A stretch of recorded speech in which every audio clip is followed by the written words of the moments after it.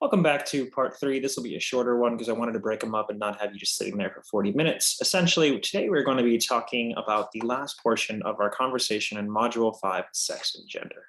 So we are going to be discussing a little bit more in detail some different ways of looking at it. And we will be going through this and talking about it and getting an idea of the last portion of our discussion. So how does this apply to our day-to-day lives? What does it mean? What is it representational of when thinking about how we as a people, as a group, understand the common practice of gendering and doing gender and the inequalities that have happened to women and men, all the individuals and the various ways that life has played out, right? So this is kind of what we're looking at in regards to how to understand the world around us and what that world pertains to, right? So essentially, bear with me one second here. We are going to be discussing just ways that it can be nonverbal, ways that it can be verbal, ways that it is impacting our day-to-day lives, ways that it's not. And just to me, the fascinating conversation of societal expectations and roles that we play, the statuses. Remember, the status is the position we hold, the rules are within that status, right? So a picture is worth 1,000 little knives, essentially is the title of the slide, right? Gender roles can be reinforced visually without even having to say anything, right? Goffman talks about this. Irving Goffman, the theorist, one of the founding fathers, talks about this through gendered ads. I mentioned this a little bit before, but let me really break this down for you, right? So when we think about the advertisements, the things that you see on a daily basis, the stuff that I did before I came here to teach, a lot of the expectations are for us to see that which we feel is representative or not representative to the day-to-day life of sociology, as well as our expectations of reality, the impressions we manage. How many times have you seen a Tide commercial, a Swiffer commercial, a laundry detergent commercial, a cleaning commercial that has a woman facing front? And if it is a man, how many times is that ad making fun of the man doing it? Because that's also tongue in cheek.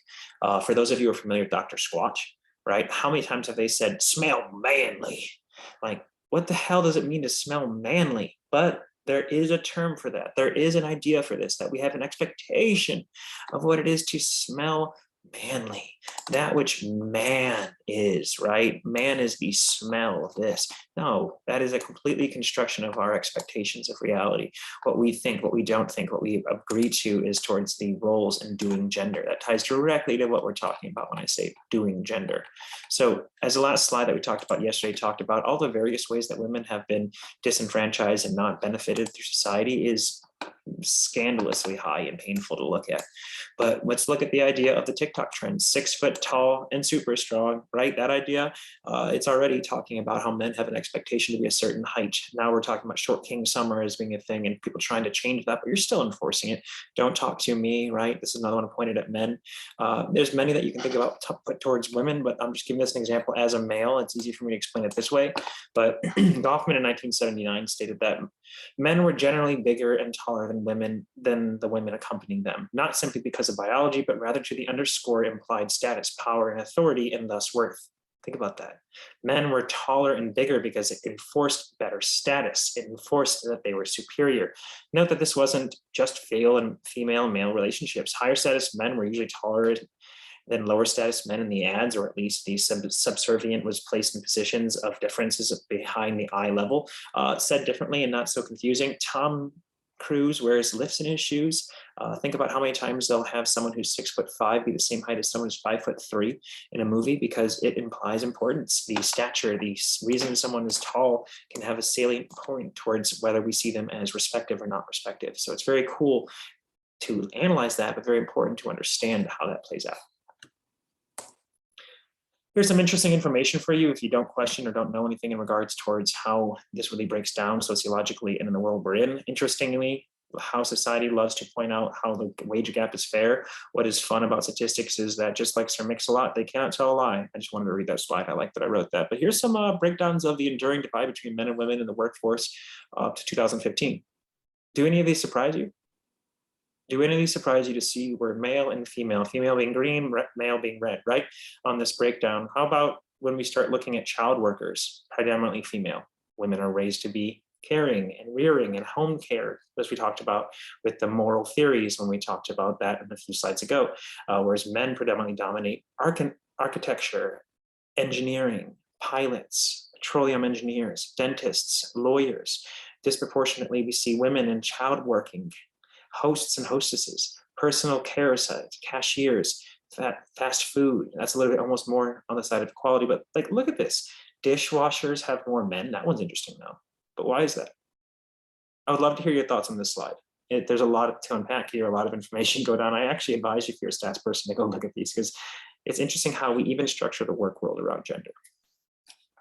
Maybe I'm alone thinking this, but I'd be curious to know your opinions.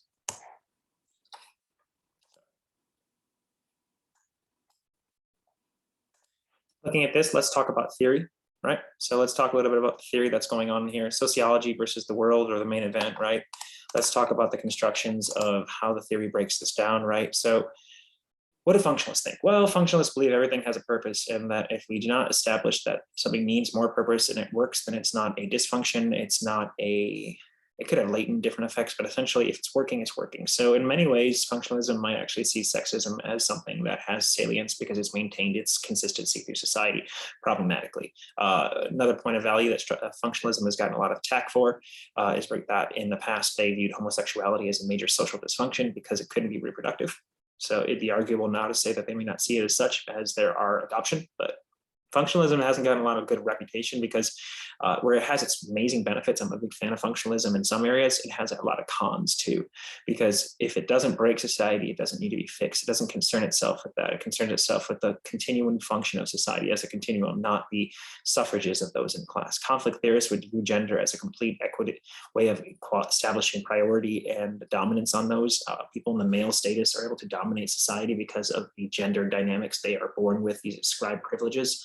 Symbolic importance, well, the symbolic interactionalists would look at this idea of how gender and sex play into our daily expectations and the way that we manage our impressions, right? Using a sociological imagination, sociologists might look at why young men do better in math and science compared to young women and how socialization might play into this. Well, the socialization plays that many women are discouraged from learning math. That's why we've seen STEM movement going forward.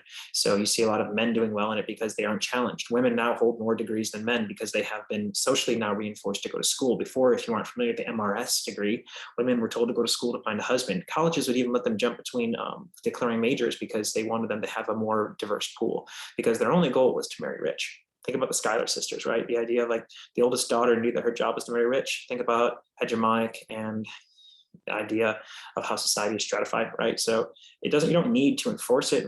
Visually can show this. Looking into the inequalities of the gender roles, we may start to look at the marginalized groups and see how and why it has caused this division. If you think women alone are not encouraged to go down this path, think about women of color. They're even more pushed away from going down paths that are viewed as dominant group and male, right?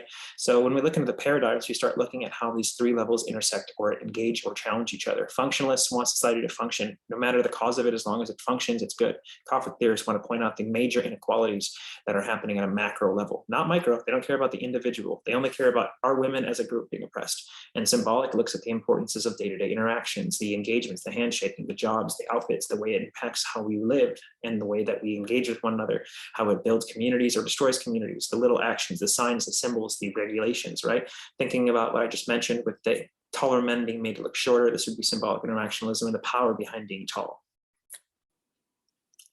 Same thing with skinny. What was it, Kate Moss? Nothing tastes better than skinny, promoting this idea of anorexia nervosa and bad eating habits to be able to enforce unrealistic expectations, thinking about Instagram and the realities that women are faced with, this idea of an unattainable figure, but still also sent a billion food ads at the same time. So it's like, how do we manage this expectation and what are the symbols that are promoting our ideologies?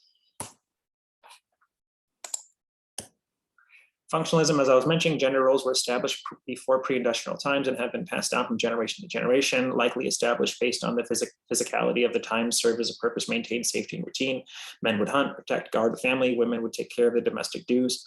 Social impacts changing after World War II. The labor/part shortage caused by World War II saw women enter the factories and became modern hunters and gatherers. There's also the dynamic of actresses who changed their haircuts. I can't think of the exact example, but there's a TikTok going around right now if you want to look it up, World War II haircut change. That women used to have a very kind of like a really long hair with a certain poof. And what was happening is that women wanted to be the actresses who did this, right? As representation. And so they would get that hair, they'd get caught in the machines. So the US government actually asked actresses to try the bob and do a smaller, they called it the V haircut because it made a V in the back, the victory V.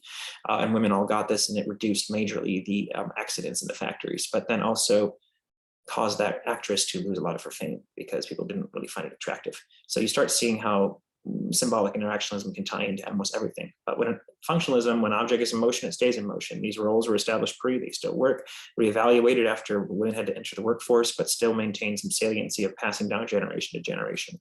Norms change, values change. It's all about how society adapts and changes them with them. Conflict theory: society is a struggle for dominance among social groups. Economy is the base, right, Marx? Dominant groups make the access to personal resources and rights impossible to maintain power. Think about right now how Roe v. Wade was overturned by those in the Scoutists, right? So women's suffrage movement's right to choose, equal pay. We start seeing this differentiation, especially with intersections. And when you talk about how people of color and of a woman's status and face this kind of inequality, you start seeing the oppressor oppressing the shit out of the oppressees, right? If you don't have access to all the pieces of the puzzle, can you complete it? No, you can't. You can try. The same owner-worker relationship exists at home and at the workplace. In this circumstances, the women play the roles of the proletariat, as by Frederick Engels. This is what he states, right? So, they're subordinate in office, subordinate to the men. As I said, statistically, men are given more praise for even doing anything, whereas women are expected to do them. So you start seeing this oppressive nature. His perspective is outdated in terminology, but the concept is not that far off, right? Women gain power and when they get capital, but are their traditions, values too powerful to fully change the role's totality. I mean, those in power want to stay in power. With great power comes great responsibility. Absolute power corrupts absolutely, right? Gestures, symbols, tonalities, signs, approaches, all change, blah, blah, blah, right? I don't mean to say blah, blah, blah, but what I'm saying here is that those who speak and how it changes goes towards how it's socialized, right? How we understand our expectations, dress, act, and engage impacts every single day. I gave the exact victory v. haircut, right? But that's very big to notice that. It's important to notice that because how we represent ourselves matters. Logic practically over emotional pleas with male, perhaps. Emotional appeals with pleas with female, perhaps, right? Symbols are fluid. We have the idea of the changing dynamics of masculinity and femininity presented inside different cultures. What's the difference between twink and bear, butch and lipstick? And we've established categories. Why do we have this? If we are trying to go against the normative values, why do we still maintain the idea of a feminine and a masculine role inside a relationship that is homosexual or is not between a man and a woman? Why are we still holding man and women roles? Interesting. I would love to know your thoughts on the symbolic interactionalist, functionalist, or conflict perspective. So let's do it. Let's talk a little bit about sex. So let's talk about this stuff maybe inside your yellow dig. Functionalism views homosexuality as a dysfunction of society originally, and right now it's been changed and challenged. But what are your thoughts on this? I know it sounds really bad and homophobic, but if they're viewing society as needing to continue, why would they view this as such? Functionalism views families as the most important part of society, so the inability to have one would be why they saw it as a dysfunction. How might a conflict theorist think? Another topic of example, dominant versus subordinate oppressed. Conflict views the battle of both social dynamics and economic inequalities when it comes to sexuality and family dynamics. What do they think? And you interactionalists, what do you think? Meanings, labels, slurs, social categorizations, development of self based on perceptions, looking glass self. Let's hear your thoughts on Yellow Dig. A little last portion to cover here. What's important is the idea of queer theory, an interdisciplinary approach to sexuality studies that identifies Western socially rigid patterns of gender into male and female roles, questions the way we have been taught to think about sexual orientation, the choice of the call to the field of queer studies in itself to reject the effects of labeling. They knew that the negative association behind the word queer, and they wanted to reclaim that. Reclaiming it is so important, right? If stigma you have to talk about, you have to reclaim it. Eve Kofsky, Sedgwick's examples of the difference of sexuality were some of the following. Even identical genitalia acts mean very different things to different people. Sexuality makes up a large share of our self-perceived identity of some people, a small share of others. Not everyone really is focused, right? What about those who identify as asexual? Sex doesn't make up their day-to-day lives. Those who are overtly sexual or hypersexual, it's all that matters. So how does that play out? Some people spend a lot of time thinking about sex, others little. Some people like to have sex while others do not. Many people have the rich mentality and the emotional involvement with sexual acts that they do or don't even want to do, right? So certain people want to go certain ways. Some people like to spontaneously be around these dynamics. So the concept and the construction of day-to-day lives in regards to how we understand sex is a complex matrix, and it's very gendered and very established, and how we know ourselves plays a large role in understanding the totality of our experience. So queer theory is very fascinating. We're not going to study much of it in this class, but I thought it'd be interesting to bring it up. But that will bring us to the conclusion of part 3. I hope that you like that I broke these down into 3 parts to not just do one long lecture. I'm still trying to learn. I would love your feedback. Keep on top of your assignments, quizzes, and Yellow Dig posts. Once you lose track, chaos can overtake you. We're almost at the end of this course, so don't lose track now. As always, email myself, my TAs, and we're here to help you if you need it. I will see you for the next lecture when we talk about social deviance. Thanks.